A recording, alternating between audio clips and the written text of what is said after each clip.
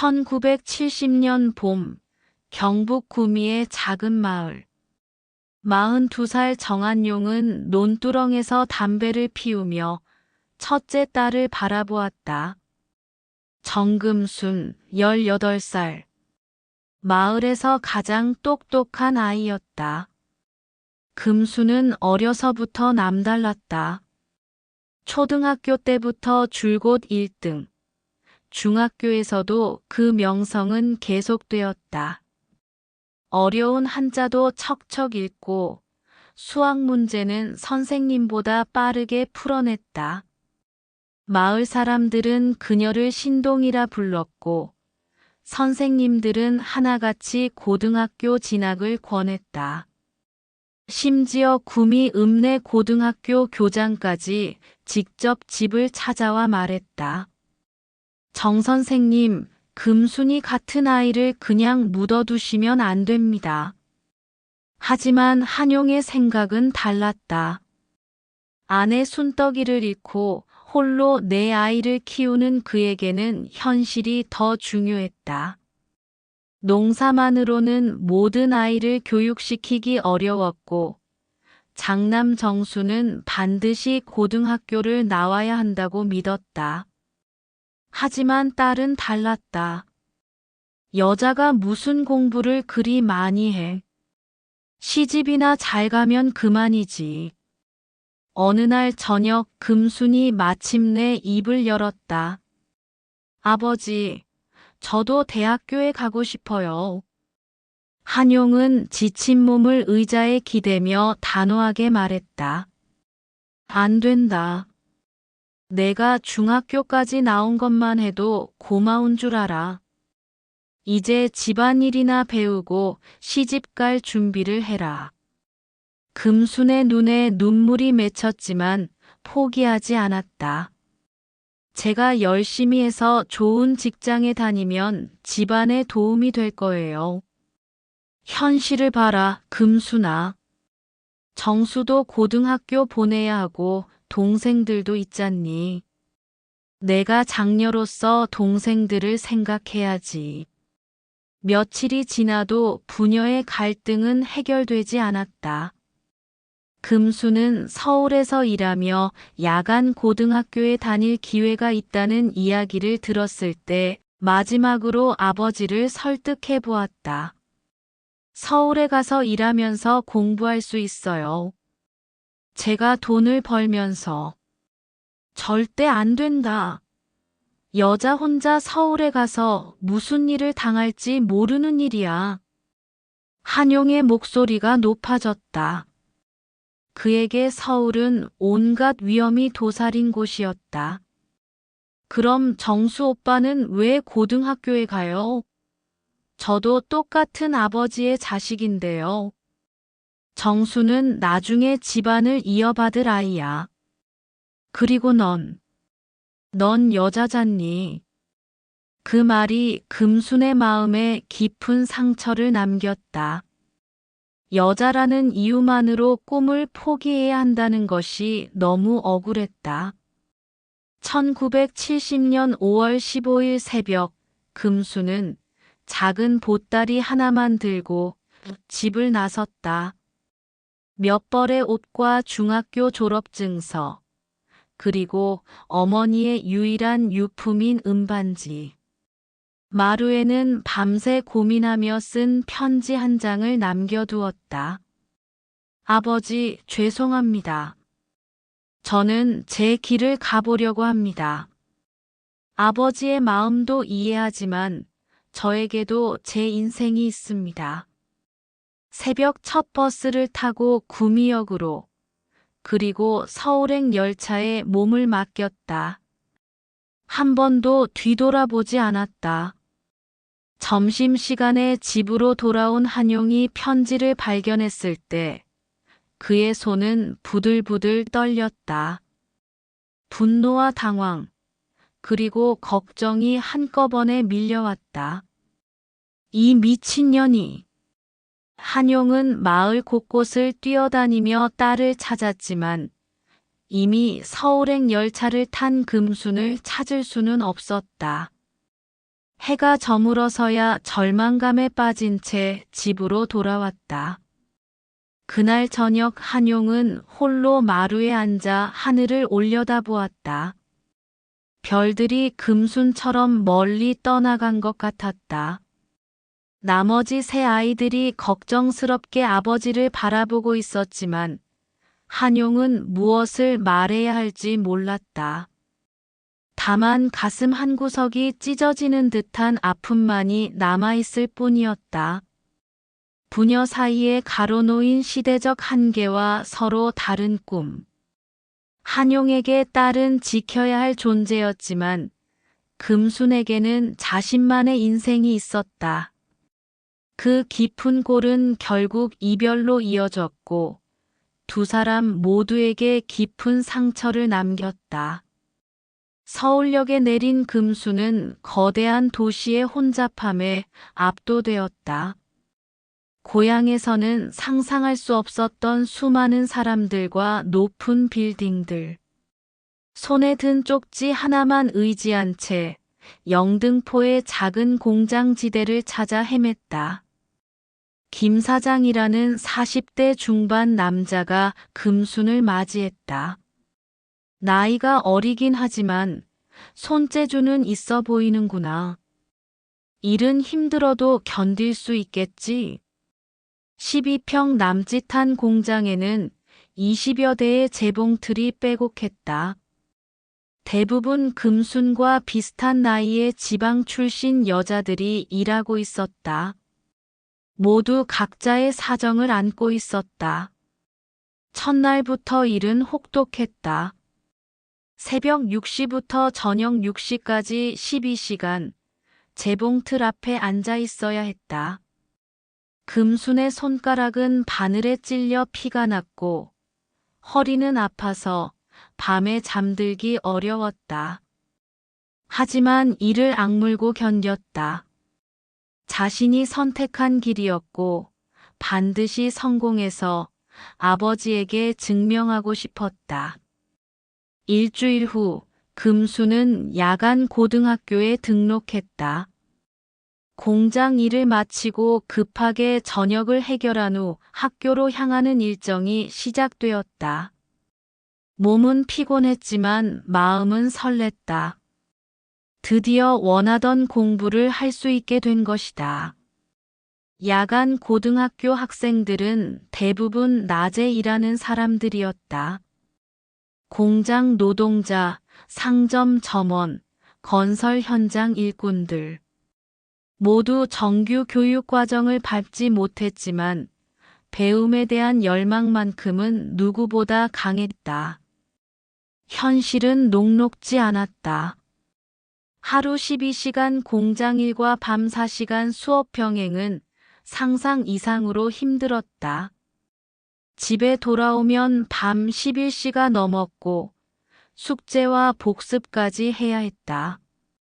잠은 하루 4-5시간이 전부였다. 더 힘든 것은 경제적 어려움이었다. 월급으로는 방세, 생활비, 학비를 감당하기 어려웠다.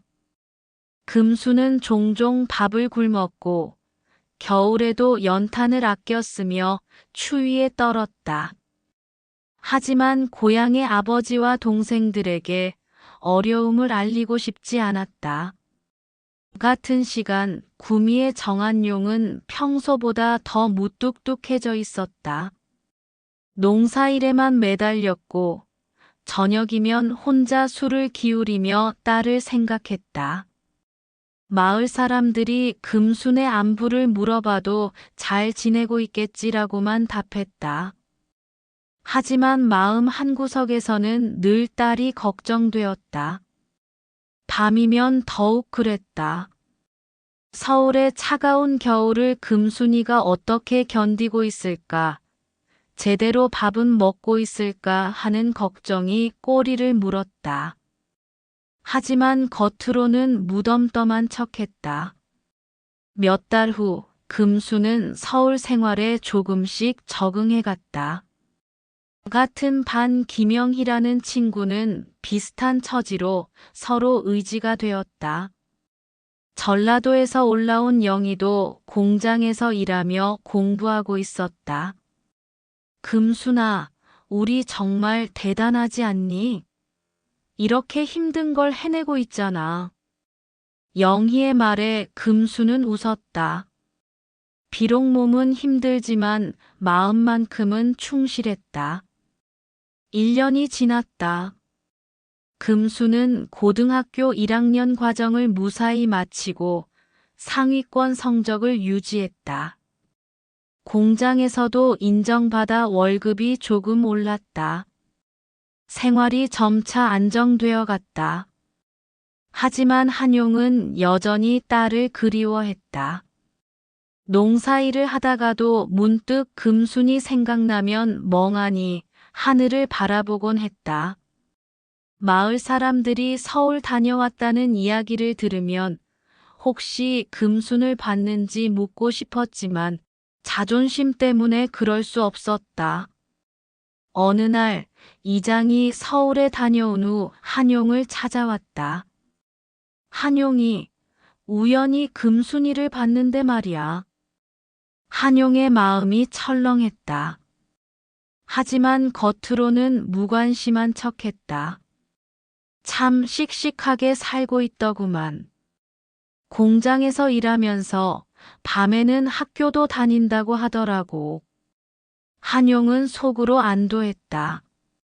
딸이 무사히 지내고 있다는 소식에 마음이 놓였지만 동시에 가슴 한구석이 아팠다. 딸이 혼자서 그렇게 힘들게 살고 있다는 사실이 견디기 어려웠다. 고생이 많겠구만. 무의식 중에 내뱉은 말이었다. 연락 한번 해보지 그래.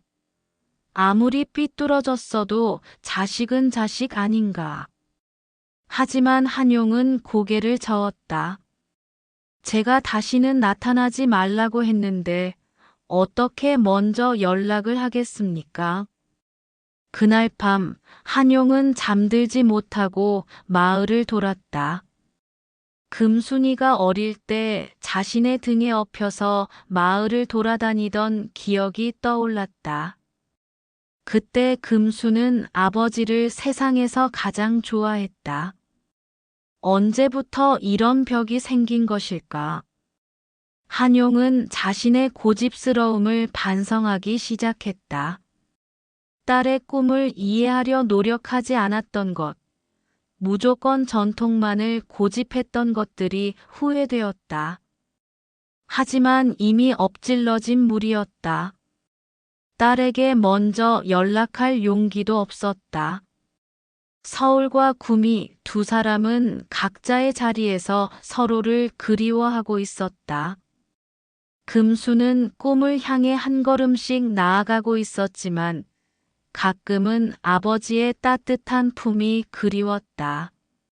한용은 딸의 안전을 걱정하면서도 자존심 때문에 먼저 손을 내밀지 못했다.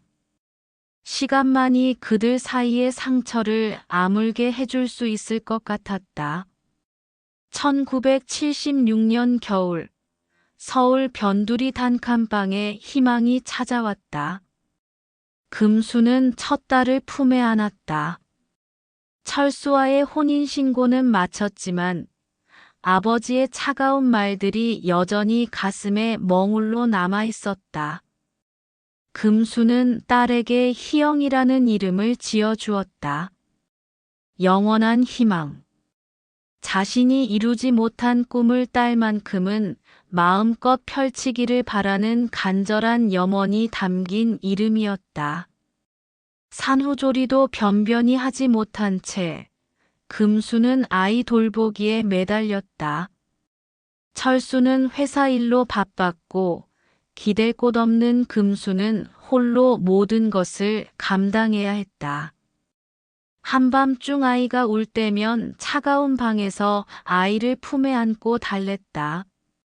연탄 불마저 꺼져가는 추운 밤, 고향의 따뜻한 아랫목이 사무치게 그리웠다. 어린 시절 아플 때마다 등을 쓸어주던 어머니의 손길이 떠올라 눈시울을 붉히기도 했다. 아이를 키우는 일은 고되고 팍팍했다. 철수의 월급만으로는 생활이 빠듯했고 기저귀와 분유값은 늘 부담이었다. 금수는 희영이를 업고 집에서 할 수 있는 부업을 찾아 나섰다. 옷수선, 포장지 접기, 조화 만들기 등 손으로 할 수 있는 모든 일을 가리지 않았다. 밤늦게까지 일하다 보면 손끝이 저려왔지만 아이를 위해서라면 어떤 고통도 견딜 수 있었다. 겨울이 깊어질수록 방은 더욱 차가워졌다. 연탄값을 아끼려 하루 종일 불을 떼지 않는 날이 많았다. 아이가 감기에 걸릴까봐 자신의 이불까지 덮어주고 떨며 잠들었다. 그럴 때마다 아버지가 정성스레 지피던 아궁이의 온기, 온 가족이 둘러앉아 먹던 저녁. 식탁의 따스함이 꿈속에서라도 나타나길 간절히 빌었다. 같은 시간, 구미에서는 정한용이 묵묵히 농사일에만 매달리고 있었다. 나머지 세 아이들은 각자 자신의 길을 가고 있었다. 둘째 정수는 고등학교에 진학했고, 셋째 은수는 집안일을 도우며 성실하게 지냈다. 막내 영수는 형들을 따라 열심히 공부하고 있었다. 하지만 한용의 마음속에는 늘 금순이 있었다. 밤이면 서울에 있는 딸이 어떻게 지내고 있을까 하는 생각에 잠 못 이루는 날이 많았다. 특히 추운 겨울밤이면 더욱 그랬다. 딸이 추위에 떨고 있지는 않을까, 제대로 밥은 먹고 있을까 하는 걱정이 꼬리에 꼬리를 물었다. 마을 사람들이 서울에 다녀왔다는 이야기를 들으면 혹시 금순을 봤는지 묻고 싶었지만 자존심 때문에 그럴 수가 없었다. 한용은 농사일을 하다가도 문득 딸 생각에 손을 멈추곤 했다. 논두렁에 앉아 담배를 피우며 하늘을 바라볼 때면 저 넓은 하늘 아래 어디선가 딸이 살고 있다는 생각에 가슴이 먹먹해졌다.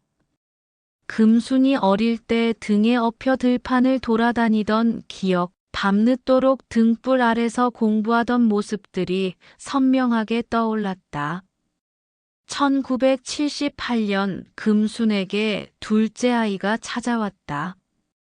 이번에는 아들이었다. 금순은 아이의 이름을 동현이라고 지었다.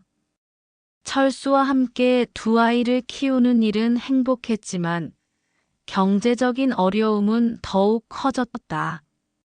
희영이가 3살, 동현이가 갓난아기일 때 집세는 밀리고 생활비는 늘 부족했다.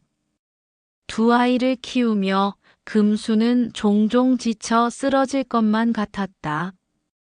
희영이는 아직 어려서 동생을 질투했고 동현이는 밤새 울어댔다. 철수는 야근이 많아 늦게 귀가했고 금수는 홀로 모든 것을 감당해야 했다. 가끔은 너무 힘들어서 아이들 앞에서 울음을 터뜨리기도 했다. 그러던 어느 날 금수는 믿을 수 없는 일을 경험했다. 집 앞에 쌀 한 포대와 생활용품들이 놓여 있었던 것이다. 편지는 없었지만 분명 누군가가 몰래 두고 간 것이었다. 금수는 이웃과 건물 관리인에게 물었지만 아무도 아는 사람이 없었다. 여보, 이게 뭘까요? 철수도 의아해했다. 쌀 포대에는 아무런 표시도 없었고 생활용품들도 포장지만 깔끔하게 제거된 채였다. 하지만 급한 대로 그 도움을 받을 수밖에 없었다. 마침 쌀이 떨어져 가고 있었고 아이들 기저귀도 부족한 상황이었다. 그 후로도 가끔씩 이런 일이 반복되었다. 특히 아이들이 아프거나 급한 일이 있을 때면 어김없이 누군가의 도움이 나타났다. 희영이가 폐렴에 걸렸을 때는 병원비 봉투가, 동현이가 감기에 걸렸을 때는 약과 함께 과일이 문 앞에 놓여 있었다. 마치 누군가가 지켜보고 있다가 필요한 순간마다 도와주는 것 같았다. 1985년 가을, 한용은 자신의 몸에 이상이 있다는 것을 느끼기 시작했다. 농사일을 하다가 자주 어지러웠고 밥맛도 없어졌다. 하지만 그는 대수롭지 않게 여겼다. 나이가 들어서 그런 것이라고 생각했다. 무엇보다 서울에 있는 딸과 손자들이 걱정되어 자신의 몸을 돌볼 여유가 없었다. 그해 겨울, 한용의 병세는 급속히 악화되었다. 복통이 심해져 음식을 제대로 먹을 수 없었고 몸무게도 눈에 띄게 줄었다. 둘째 정수가 아버지의 상태를 심각하게 여기고 병원에 모시고 가려 했지만 한용은 완강히 거부했다. 병원에 갈 돈이 어디 있냐? 그냥 약이나 지어 먹으면 된다. 하지만 정수는 아버지의 완고함을 꺾지 못했다. 한용은 병원보다는 마지막으로 서울에 있는 딸을 보고 싶다는 생각뿐이었다.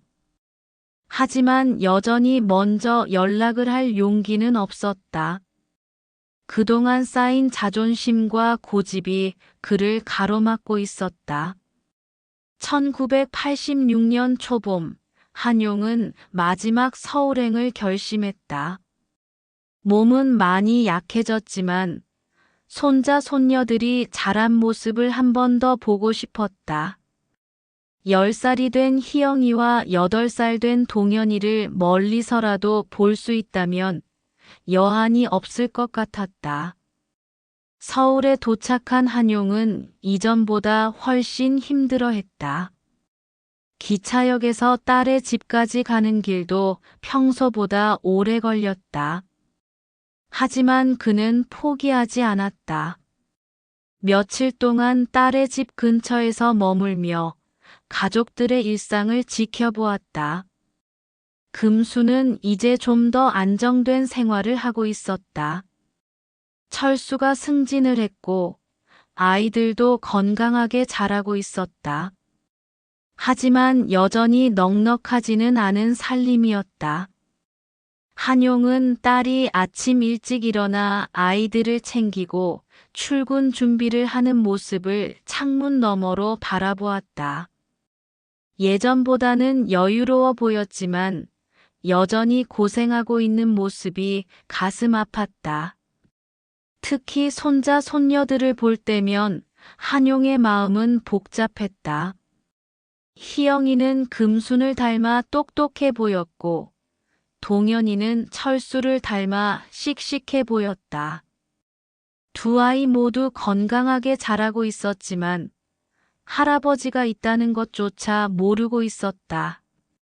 한용은 그런 현실이 안타까웠지만 어쩔 수 없는 일이라고 받아들였다. 어느 날 저녁 한용은 평소보다 늦은 시간에 딸의 집 앞에 생필품을 두러 갔다. 몸이 아파서 움직임이 둔해진 탓이었다. 그런데 마침 금순이 아이들과 함께 집으로 돌아오는 길이었다. 한용은 급하게 몸을 숨겼지만 금수는 골목 끝에서 사라지는 낯익은 뒷모습을 보았다. 엄마, 저 할아버지 누구야? 동현이가 물었다. 금순의 가슴이 두근거렸다. 분명히 아버지의 뒷모습이었다. 그동안의 의심이 확신으로 바뀌는 순간이었다. 그녀는 아이들을 재촉해서 집으로 들어갔다. 현관 앞에는 역시나 쌀 한 포대와 반찬거리들이 놓여 있었다. 그날 밤 금수는 잠들지 못했다. 정말 아버지가 그동안 자신들을 도와주고 있었다는 사실을 받아들이기 어려웠다. 그렇게 화를 내며 집에서 쫓아내신 아버지가 몰래 와서 도와주고 계셨다니. 마음 한편으로는 고마웠지만 다른 한편으로는 서운했다. 왜 직접 나서지 않으시는 걸까?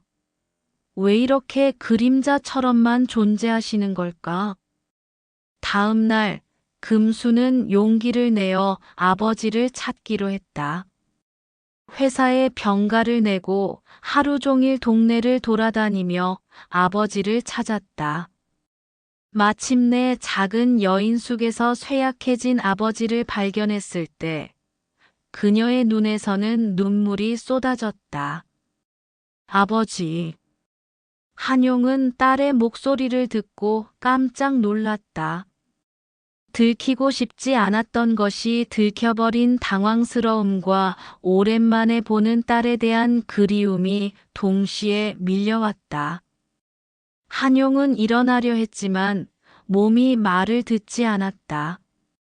금순아, 아버지, 왜 이렇게 몰래만, 왜 우리 앞에 나타나지 않으셨어요? 한용은 할 말을 잃었다. 그동안의 고집과 자존심이 한순간에 무너져 내렸다. 딸의 원망 섞인 목소리에 가슴이 찢어지는 것 같았다. 미안하다, 금순아. 아버지가 너무 고집이 세웠다. 그 한마디에 10년 넘게 쌓인 서운함과 그리움이 한꺼번에 터져 나왔다. 부녀는 서로를 껴안고 한참을 울었다. 세월의 무게와 서로에 대한 사랑, 그리고 놓친 시간들에 대한 아쉬움이 눈물에 고스란히 담겨 있었다.